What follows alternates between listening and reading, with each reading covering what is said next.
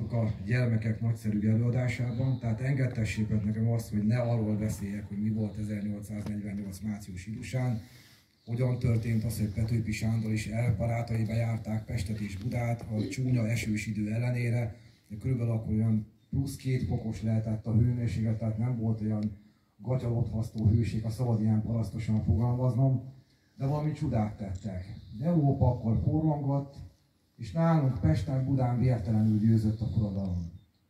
Azonban az első évfordulót érdemes megemlítenünk, hiszen 1849. március idusát megünnepelték Magyarországon, nem csak az Országos Honvédelmi Bizottmány alatti területeken, hanem olyan településeken is, amelyeken éppenséggel császári királyi katonaság állomásozott. Vegyük górcső alá, hogy mi történt ekkor. Ugye a forradalom városa, a fővárosa ekkor a kálvinista Róma, Debrecen volt. Jól tudjuk a korabeli napilapokból, hogy 1849. március idusán zászlóerdőbe öltözött Debrecen, és felekezetenkénti istentiszteleteket tartottak. A katolikusok részéről gróf Brémer László, nagyváradi püspök tartott ünnepi szentmisét, még reformátusok részéről Kossuth aranyszájú papja, Könyves Tóth Mihály volt, aki prédikációt tartott a debreceni nagy templomban. Prédikáció egy végét a következő szavakkal zárta: és ha Isten velünk, kicsoda ellenünk. Mert valóban igaza volt neki, ezzel is lelkesítette a tömeget. A napnak azonban volt egy nagyon érdekes jelentősége és nagyon érdekes híre, hiszen ekkor tudta meg Debrecen városa, és mindazon települések, amelyek a Honvédelmi Bizottmány uralma alatt állottak, hogy pár nappal korábban, 1849. március 11-én Ben altábornak csapatai élén bevette Nagyszebent az erdélyi császári királyi csapatok főparancsnokságának székhelyét, ezzel aranyozván be a forradalom egyéves évfordulóját. Debrecenben katonai parádéval emlékeztek meg erre az évfordulóra. A katonák, a honvédek zsoldot kaptak a nap emlékére, és este városszerte díszkivilágítást tartottak, így emlékeztek az egy évvel ezelőtti márciusi eseményekre. Aztán ott van Szeged városa. Szegeden éppenséggel ott volt akkor a pécsi 8. honvéd zászló, és akkor kaptak zászlót, tehát a zászlószentelési ünnepségükre ezen a napon került sor. Az egyik tisztjük visszaemlékezéséből tudjuk azt, hogy ezt követően az esti órákban ünnepi előadás volt a Szegedi Színházban, és hogyha lehet hinni ennek a derék honvéd szavainak, bűnrossz volt az előadás, azonban egy dologgal tudták jóvá tenni a színészek a csapnivaló játékot, hogy hatalmas betűkkel kiírták a színpad, pedig hogy Nagyszebent bevették benn csapatai. Aztán ha tovább megyünk, ugye kereshetjük, hogy hol volt Kossuth apánk.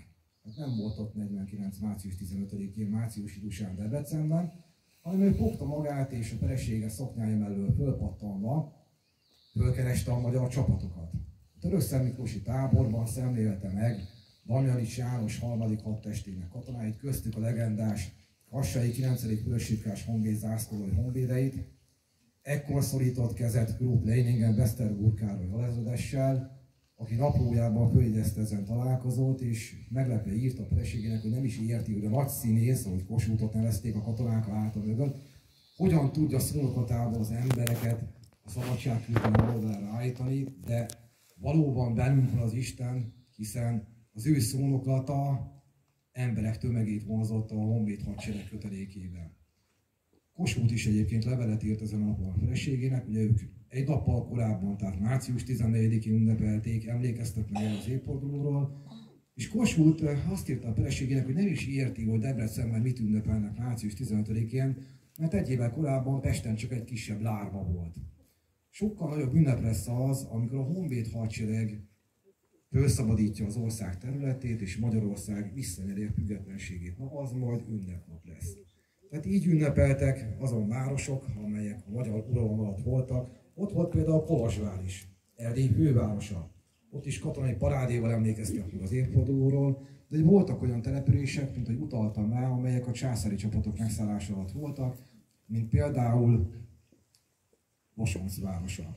Ott történt az, hogy 49. március 15-én fáklyás felvonulást tartottak a derék városi polgárok a császári fegyverek árnyékában, És a város környékén állásozó egyik magyar szabadcsapatnak az alakulatai, ugye Oroszhegyi Józsa, a március ípök egyike volt ezen szabadcsapatnak a parancsnoka, ők is beszivárogtak a városba. Kisebb hajtó ribbilliót csaptak, amelyek az lett az eredménye, hogy a katolikus templom és az evangélikus templom tornyából lehajították a császári zászlót. Hát megrettent a városi előjáróság, mert tartottak tőle, hogy ebből előbb-utóbb császári büntető expedíció lesz. Akkor nem történt semmi. Aztán 2 nappal később, 1849. március 17-én Oroszhegyi Józsa csapatának egyik őrmestere, Stavó István megjelent Losoncon, és közölte a városi előjárósággal, hogy az ott lévő 800 pár bakancsot, amelyet a császári hadsereg katonai számára készítettek, lefoglalja a magyar honvédsereg javára. Nem volt mit tenni, átadták a szabad csapat tagjainak a bakancsokat, de jelentést küldtek Mindisgész herceg tábornagyhoz, hogy itt bizony magyar szabadcsapatok vannak a környéken, és a városi lakók, a városi polgárok nincsenek biztonságban. Ebből adódóan érkezett aztán később egy császári különítmény Losonc városába. Itt egy kicsivel már előrébb vagyunk az időben, hiszen 1849.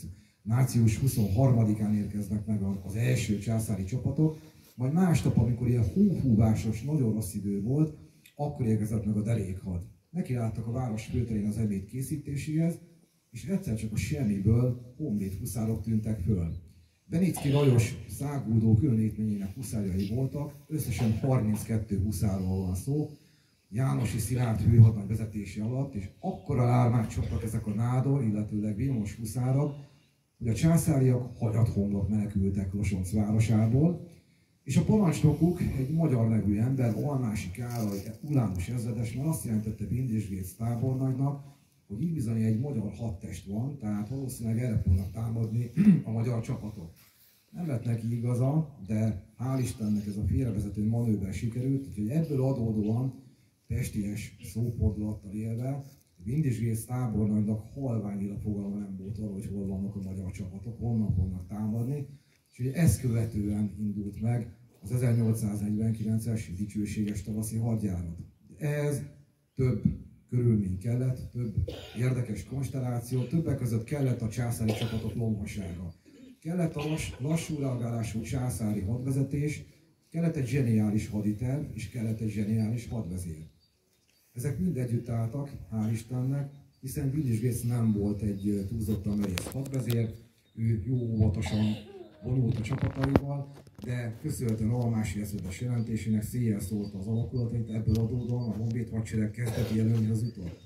A haditerv magyar részről készen állt, említsük meg Klapka György táborkari ezredesnek a nevét, és Bajer József ezredesnek a nevét, akik benyújtották a tavaszi hadjáratnak a haditervét, amely ugye azon alapult, hogy a feldunai hadsereg egyik hadteste, a 7. hadtest a 60 pesti országúton tüntetést hajt végre, tehát minél nagyobb lármát csapnak, elhitetik azt a császáriakkal, velük szemben a magyar főerők vannak. Miközben a magyar hősereg a Jásságon és a Tápióságon keresztül egy oldalazó menetet hajt végre, és április 7-én majd Gödöllő tájékán bekeríti a császáriakat. Hát ennek ismerében meg is indultak a hadműveletek, amelynek parancsnoka az ideiglenes fővezér Görgei Artúr tábornok volt.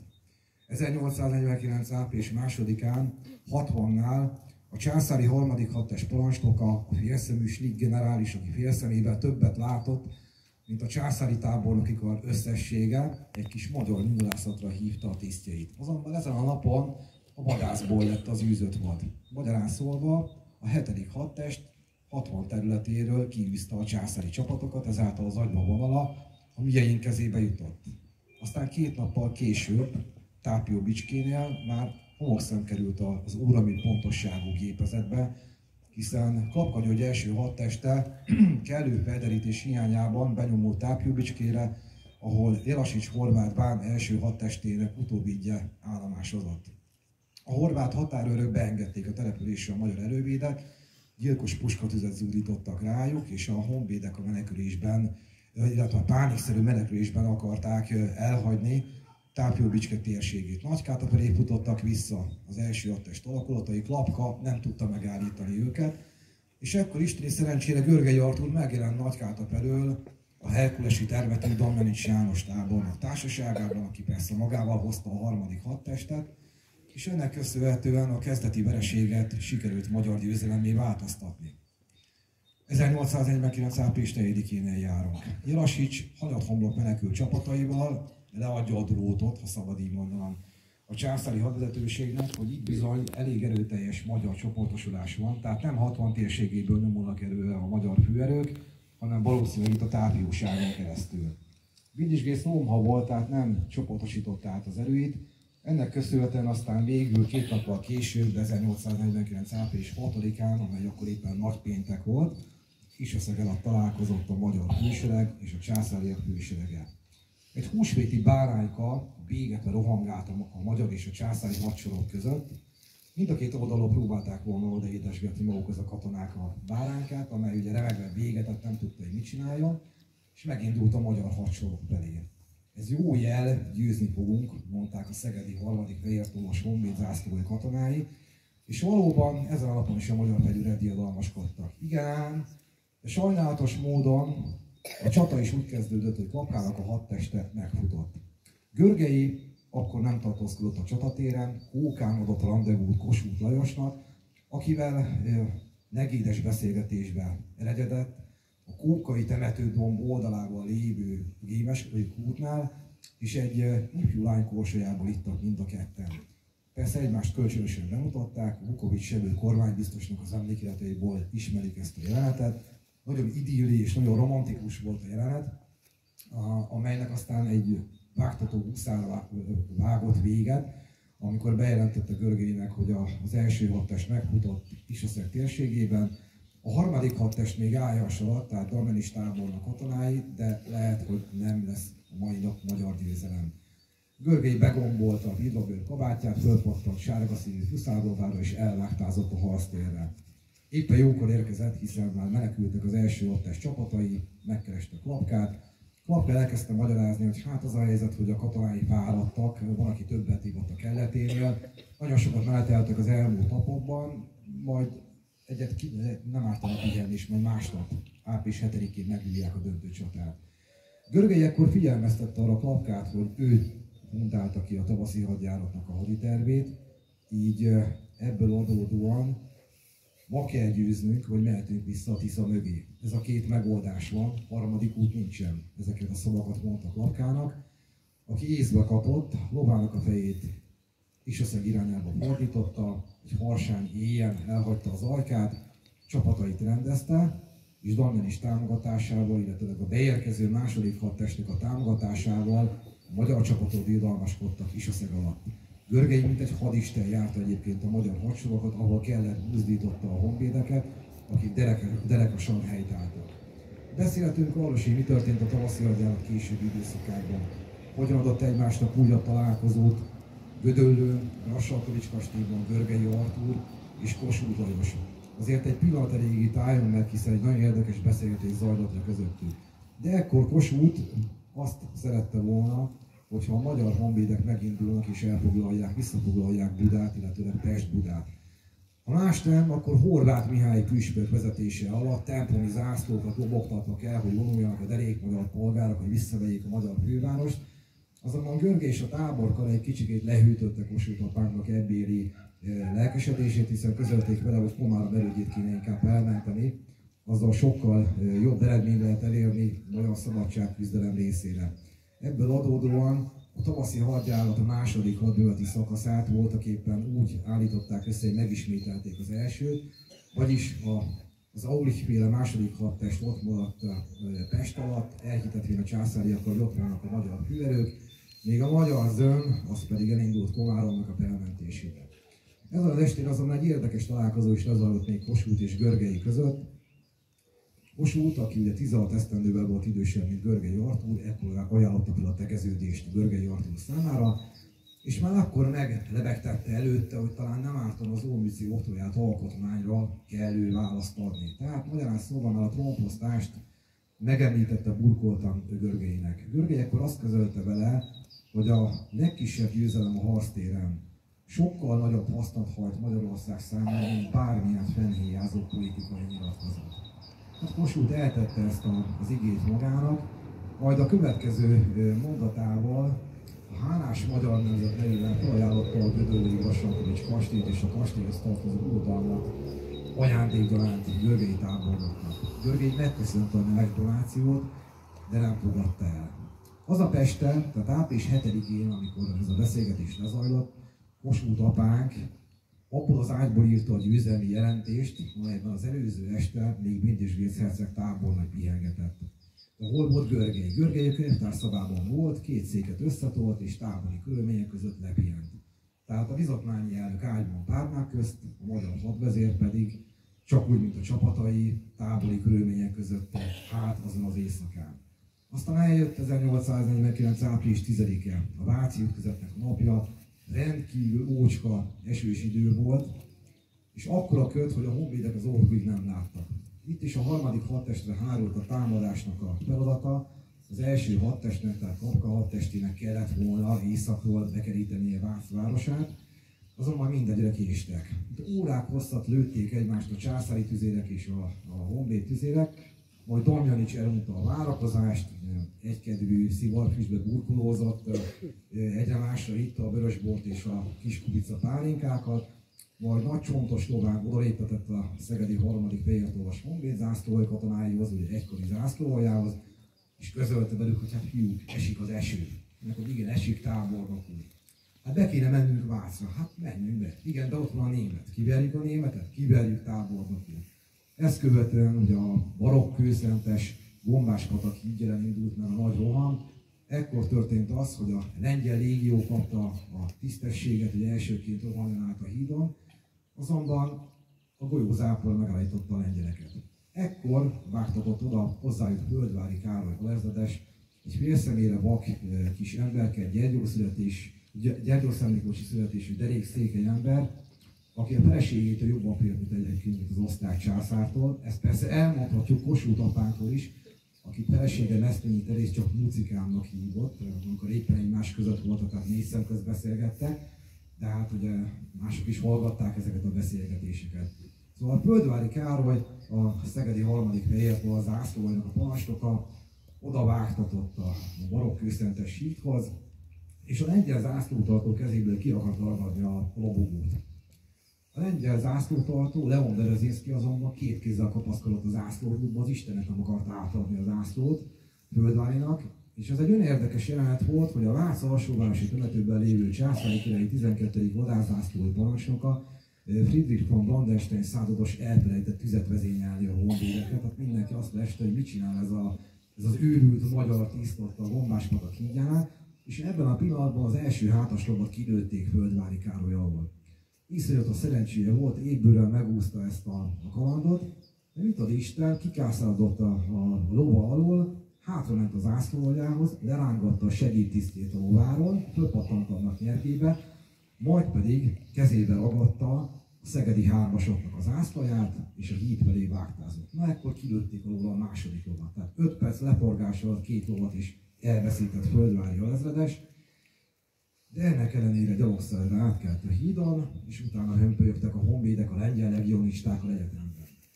Azért álljunk meg egy pillanat, hogy azért mi is történhetett itt, mert ez egy érdekes dolog, hogy a lengyel nem adta oda a zászlót, hogy miért nem akart odaadni a magyar tisztnek.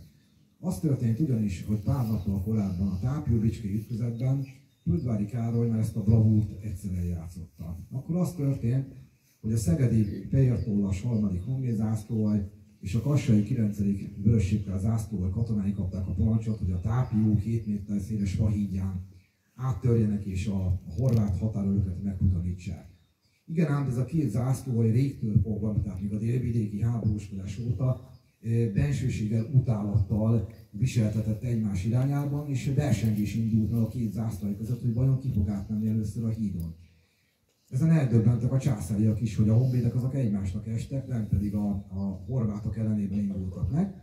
Ekkor vágtatott oda Földvári Károly, a 3-asok parancsnoka, kiragatta a kassai zászlótartója kezéből a szűzmágyás lobogót, most egyesülten utána fölkiáltással átvágtatott a hídon, akkor a lovat nem lőtték ki alóla, és a 2 zászlóalj rohant utána. A szegedi 3-asok rohantak a parancsnokok után. A kassai vörössipkások rohantak az zászlójuk után, és az arcuk a szégyentől pirosabb volt, mint a sapkájuk, hiszen konstatálták azt, hogy az zászlójukat kivették az zászlótartójuk kezéből. És ennek az lett a vége, hogy az zászlótartót aztán halálra ítélték és ki is végezték, mert az zászlót, amelyre esküdtet, hogy az élete árán sem adja ki a kezéből, átadta igazad egyik bajtársának. Ezt már hallotta a lengyel hadafrúd is, Leon Derezinszky, ebből adódóan nem akarta átadni a zászlót Földvári Károlynak. Amikor a váci Kőszentes hídon átrobognak a honvédek, akkor a császári parancsnok Krisztián Götz tábornok megpróbálja megállítani a honvédek rohamát, azonban egy srapnel találattól, vagy a homlokán talált el egy srapnel darab, lebukott a lováról, a lovát egyébként még 10 puska golyó találta el, amely maga alá temette gazdáját, és a császári csapatok, miután a parancsnokuk halálos jövet kapott, megfutamodtak. Április 10-e is magyar győzelemmel zárult, aztán elkövetkezett Nagysalló, ugye 1849. április 19-én járunk, ott van másnap a kéméndi ütközet, április 20-án, majd április 26-án eljön a diadalmas komáromi csata. Itt már olyannyira elnyúltak a magyar utánpótlási vonalak, ugye gondoljuk meg, hogy a Tiszántúról, Nagyvárad térségéből kellett a lőszer és a fegyver utánpótlást a honvéd csapatok számára biztosítani, és az egyetlen állandó Dunahíd, a Lánchíd a császáriak kezében volt, ebből adódóan Felső Magyarországon, tehát a Pelbélyéken keresztül kellett az utánpótlást szállítani, amely nem érte be a magyar csapatokat, ebből adódóan Komáromnál az már előfordult, hogy a magyar tüzérségnek elfogyott a lőszere. Azonban a komárami ifjak a segítségükre siettek, gyorsan összegyűjtötték a császáriak által kilőtt ágyúgolyókat, és azokat odaadták a magyar tüzéretek, akik visszaküldték a feladóknak ezeket az ágyúgolyókat. Utána fölmerült a kérdés, hogyan tovább? Bécs vagy Buda? Ugye ekkor már túl vagyunk a detronizáción, 1849. április 14-én a debreceni nagy templomban mondták ki a Habsburg-ház trónfosztását, és hát Kossuth apánk és a nemzet óhaja az volt, hogy ne Bécs, hanem Buda ellen vonuljunk. Ebből adódóan Görgei Artúr honvédtábornak a feldunai hadsereggel megindult Buda ostromára, és a szabadságharc egyik legrövidebb ostromának eredményeképpen 1849. május 21-én vették be a honvédek a budai várat. Valamikor hajnali 3-kor indult meg az utolsó végső támadás. Görgeinek a piadiszállása a budai óravillában volt egyébként bekvártélyozva, és az óravilla teraszán volt felállítva a távcsöve. Görgei távcsövön keresztül figyelte az eseményeket, és meglátta azt, amikor olyan hajnali 4 óra körül a Zalai 42. honvéd zászló vagy zászlótartó őrmestere Püspöki Grácián kitűzte a Szűz Máriás lobogót a budai várormára. Görgei nem volt a szavak embere, mégis úgy kiáltott fel, hogy előre, előre, ott a trikolór, éljen a honvéd. És valóban bevették a budai várat a honvédek, ezáltal visszaadták a független Magyarországnak fővárosát.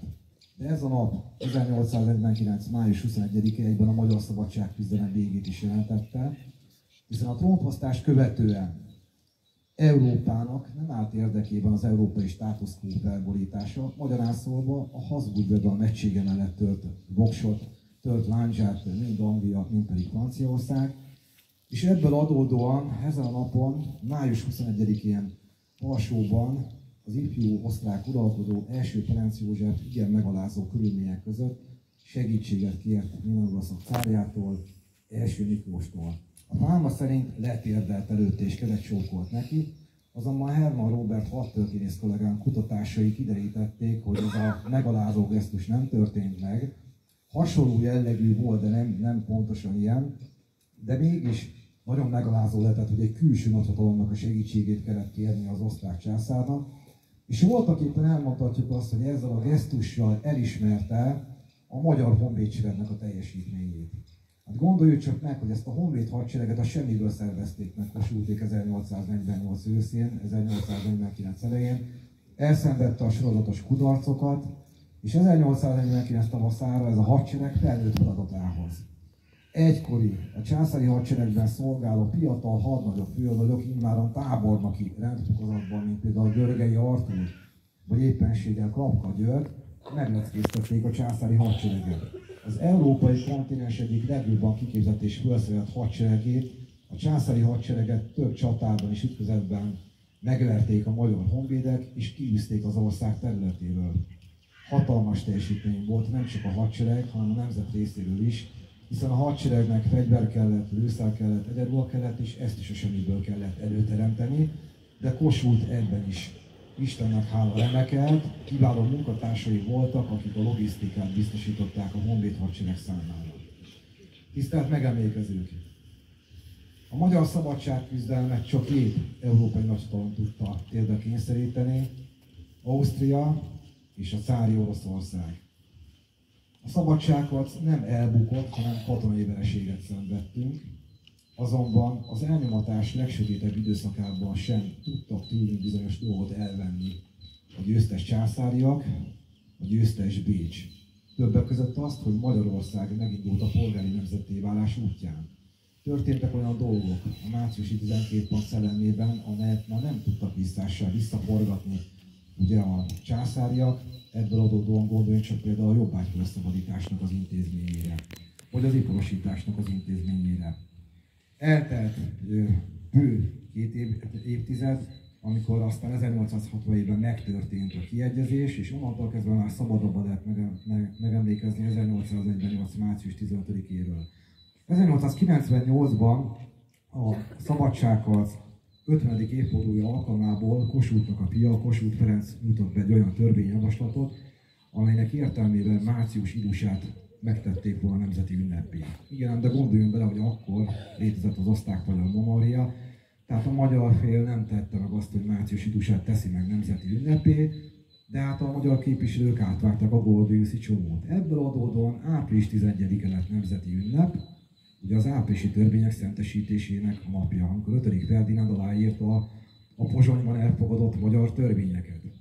A hivatalos Magyarország április 11-én ünnepelt, azonban a vidéki Magyarország, a kisebb települések, a különféle gazdakörök, polgári körök, iskolák és egyéb más társulások március 15-én emlékeztek meg 1848-ról és 1849-ről.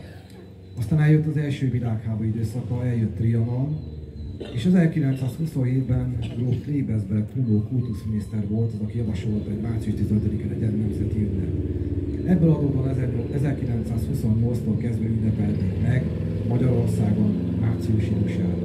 Eljött a második világháború időszaka, 1945-ben sajnálatos módon ismételten a vesztesek oldalán fejeztük be a megújult világháborút, és 1950-ig még lehetett szabadon megemlékezni március 15-éről, azonban a Rákosi elvtársféle magyar vezetőség, a magyarul beszélő kommunisták másodrangú ünnepé degradálták le március 15-ét, sőt 1950-től már meg sem ünnepelték.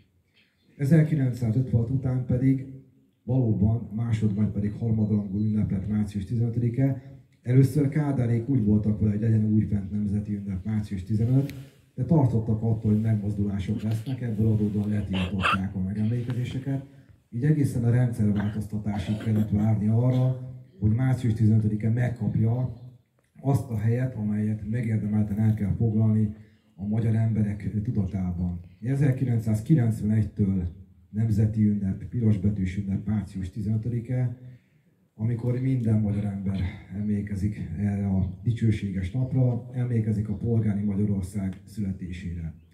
Tisztelt megemlékezők! Azonban nem csak 1848. március idusa volt érdekes a magyar történelem számára, vagy éppenséggel 1849. március idusa, van egy másik évforduló is.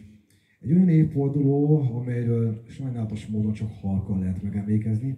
Hát Istennek hála, családi körben vagyunk, de elsőséges körben, tehát meg lehet erről is emlékeznünk.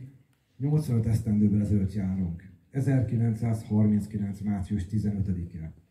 Csehszlovákia, ez a Trianonban tákolt államalakulat először került a történelmnek a szemétdombjára. Ezen a napon vonultak be Prágába a Wehrmacht csapatai, és ekkor, ugye egy nappal korábban a Tiszóféle Szlovákia kikiáltotta függetlenségét Kárpátaljával egyetemben. Azonban a németek vártak Kárpátalja függetlenségének elismerésével 1-24 órát, magyarán szólva jelezték a magyar katonai és politikai vezetőségnek, hogy Kárpátalja kérdésében szabad kezet adnak Magyarország számára. Ebből adódóan 1939. március 15-én Isten és a haza nevében megindultak a Magyar Királyi Honvédség csapatai, hogy visszavegyék ezt az országrészt, Kárpátalját. 3 nap alatt sikerült ezt a hadműveletet végrehajtaniuk, Március 18-ára sikerült elfoglalni, visszafoglalni az 1000 éves határokig Kárpátalját, de annak keleti részeit, hiszen annak délnyugati része 1938. november 2-án az első bécsi döntéssel visszatért a magyar Szent Korona fennhatósága alá. A hadműveletek lezárultával a lengyel hadsereg baráti készorítással fogadta a magyar honvédeket az 1000 éves határok mentén. Emlékezhetünk azokra a gyönyörű felvételekre, azokat a képeslapokat elő lehet venni még a családi archívumokból, amelyeken lehet látni, hogy a magyar és a lengyel katonák barátilag ölelgetik egymást a Vereckei hágónál, vagy éppenséggel a Tatár hágónál, vagy a Toronyai hágónál. És el kell mondanunk azt is, hogy a leghűségesebb nemzetiség, a ruszinok is magyar zászlókkal a kezükben várták a bevonuló Magyar Királyi Honvédség csapatait. 6 hetes újoncokkal indult meg erre a vállalkozással a Magyar Királyi Honvédség, de éppen alig egy esztendővel azelőtt hirdették meg a győri fegyverkezési programot, tehát éppen, hogy megindult a Magyar Királyi Honvédség minőségi és mennyiségi fejlesztés, illetve a Kis Antal elismerte Magyarország fegyverkezési egyenjogúságát, és hát félő volt, hogy itt azért elég komoly hadműveletre kerül sor. Igen, ám de Csehszlovákia széthullott, abban a térségben a csehszlovák 12. gyalogfodosztálynak a csapatai állomásoztak, Prehaladt Ábornak parancsnoksága alatt, de ők nem fejtettek ki ellenállást a honvédséggel szemben. Március 18-án zárult a hadműveleteknek az első szakasza, azonban miután a szlovák államalakulat még teljes mértékben képlékeny volt, a Magyar Királyi Honvédség vezetősége úgy döntött, hogy a szlovákok úgysem veszik érvényesnek az első bécsi döntést, ebből adódóan az Ún völgyében egy kicsikét kiterjesztik Kárpátaljának a nyugati határait. Ebből adódóan 1939. március 23-a és 26-a között került sor a magyar-szlovák úgynevezett kis háborúra. Ekkor remekelt első ízben a Magyar Királyi Honvédség régi ereje, több régi győzelmet arattak, és a fegyveres konfliktus nem csak a levegőben, hanem a földön is zajlott. Aztán végül a németek és az olaszok utasítására a magyar hadműveleteket leállították, és 1939. március 31-én a két állam, tehát Magyarország és Szlovákia kétoldalú határmegállapodási szerződést írt alá, amelynek értelmében a Kárpátalja teljes területe és az Ung nyugati része is visszatért a magyar Szent Korona fennhatósága alá. Emlékeznünk kell erre a napra is, 1939. március idősára, de akkor még egy nappal tekerjük vissza az időkerekét, 1939. március 14-ére. Mielőtt megindul a Magyar Királyi Honvédségnek a korlátozott hadművelete Kárpátalja visszavételére, több mint egy tucatnyi olyan település kerül vissza itt a felvidéken Magyarország fennhatósága alá, amelyeknek a hovatartozása kérdéses volt az első bécsi döntés időszakában. Gondoljuk meg, hogy amikor megrajzolják a határt Bécsben, a Belvedere palotában, Csánó Glób külügyminiszter, hogy az olasz külügyér volt az, aki mi pártunkat dobta, és egy jó vastag zöld ironnal rajzolta be a határokat, tehát az új határt a csehszlovák államalakulat és Magyarország között, és hát vastag volt a ceruza. Ebből adódóan ugye ez több száz méteres távolságot is jelentett a valóságban, így a csehszlovák és magyar határmegállapító bizottságot állítottak föl, amely hónapokon keresztül tárgyalt, és 1939. március 7-én írták alá Budapesten a kétoldalú megállapodást. Itt többek között 1939. március 14-én a Pozsony megyei Vágába vonultak be a Magyar Királyi Honvédség csapatai. A Rimaszombat környékén is volt jó pár olyan település, amely ekkor tért vissza Magyarországhoz. Magyarország pedig ünnepelt. Igaz, hogy ezek is olyan bevonási pillanatok voltak, amelyek az adott települések számára a mai napig is emlékezetes pillanatokként tartanak az emlékezetre számot, de mindezt idézőjelbe beárnyékolta, elvette a kárpátaljai hadműveletek időszaka. Ugye ekkor, amikor a kormányzói hadparancs szellemiségéről megindult a Magyar Királyi Honvédség, voltak éppen az egész világ szeme rajtunk volt. Figyelték azt, hogy a magyar katonák hogyan viselkednek és hogyan állnak helyt. Milyen volt Európának ebben a tekintetben a megítélése? Az angolok hallgattak. Ugye ők hallgattak az első bécsi döntés aláírásakor is. Jól tudjuk azt, hogy Olaszország és Németország volt az, ami a döntőbíráskodást elvállalta Bécsben. A Müncheni Egyezmény értelműen a franciák és az angolok távol maradtak a bécsi döntéstől, szabad kezet adtak a németeknek és a olaszoknak a Duna-medencében, mondva, hogy őket nem érdekli ez a térség. Ezzel mintegy beismerték azt, hogy a trianoni Magyarország, illetőleg a közép-európai térség életképtelen, tehát a béke az nem volt jó, úgy, hogy ők annak idején megkreálták. 39 márciusának derekán a franciák egyes körei még azt is megmerték pedzegetni, hogy jobb lett volna, hogyha a Magyar Király honvédség vonul be Drágába, és nem pedig a Wehrmacht alakulatai. Tehát Európa nem emelt szót azért, hogy Kárpátalja visszatért Magyarországhoz. Istennek hála, hogy kevés áldozatal járt a visszacsatolási művelet, és ezzel az országalapításnak a nagy időszaka még nem ért véget, hiszen ott volt utána 1940-ben Erdély, Észak-Erdély és a Székelyföld, majd pedig 1941 áprilisában a délvidék visszacsatolása. Mind jelentős pillanata volt a 20. századi magyar történelemnek. Ezekre is emlékeznünk kell.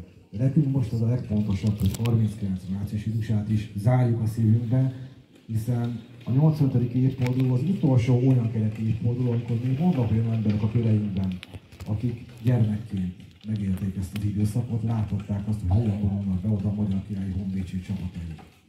De elsődlegesen emlékezzünk 1848 márciusi dusára, Petőfi Sándorra, a legendás márciusi ifjakra, emlékezzünk a neves és névtelen honvédekre, honvédtisztekre. Azokra az emberekre, akiket mi, az utódok hajlamosak vagyunk félistenekként apostrofálni. Pedig olyanok voltak, mint mi. Ugyanolyan hétköznapi emberek, erényekkel, hibákkal felvértezve, azonban amikor a pillanat döntő volt, jól tudták azt, hogy mit kell tenniük, hogyan kell cselekedniük, félretették aggályaikat és félelmeiket, hiszen olyan idők jártak, amikor a haza parancsolt. Innen kívánok minden igaz felvidéki magyar testvéremnek piros hajnalt, fehér álmot, zöld reményt. Adja Isten, hogy úgy legyen. Köszönöm szépen, hogy meghallgattam.